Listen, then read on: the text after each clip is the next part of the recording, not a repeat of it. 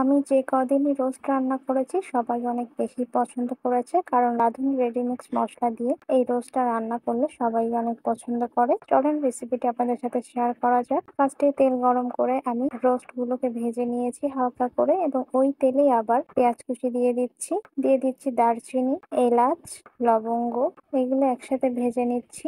ভাজতে ভাজতে এর ভিতরে দিয়ে দিলাম 1 টেবিল চামচ আদা বাটা, 1 টেবিল চামচ রসুন বাটা, রাঁধুনি রেডিমিক্সড 1 প্যাকেট মসলা, তার সাথে 1/3 কাপ টক দই ফেটিয়ে আমি একটা পেস্ট বানিয়ে একটা সাইডে রেখে দিয়েছিলাম, এবং সেটাই এর ভিতরে দিয়ে দিচ্ছি সম্পূর্ণ। এটা সম্পূর্ণ দিয়ে ভালোভাবে কষিয়ে নিতে হবে। এরকম পর্যায়ে আসলে একটু পানি দিয়ে এটাকে আবার কষিয়ে নিতে হবে।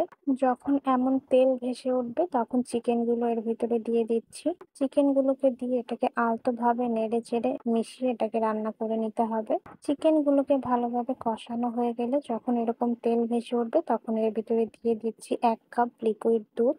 দুধ দিয়ে এর ভিতরে আস্ত কয়েকটা কাঁচা ঝাল দিয়ে দিচ্ছি। এবার এটাকে ভালোভাবে মিশিয়ে এটাকে ঢাকনা দিয়ে ঢেকে লো হিটে রান্না করে নিতে হবে। এবার এর ভিতরে দিয়ে দিচ্ছি 15টা কাঠবাদাম বাটা, দিয়ে দিচ্ছি গোলাপ জল, কেওড়া জল, এগুলো সব একসাথে দিয়ে ভালোভাবে মিশিয়ে এটাকে ঢাকনা দিয়ে লো হিটে রান্না করে নিব 10 থেকে 15 মিনিটের জন্য। যতক্ষণ দুধটা টেনে তেল ভেসে না উঠবে ততক্ষণ এটাকে রান্না করে নিতে হবে। পেঁয়াজ বেরেস্তা দিয়ে দিচ্ছি। এরকম পর্যায়ে আসলে চুলাটাকে অফ করে এটাকে পরিবেশন করতে হবে। হয়ে গেল রাঁধুনি রেডিমিক্স মশলা দিয়ে রোস্ট রেসিপি।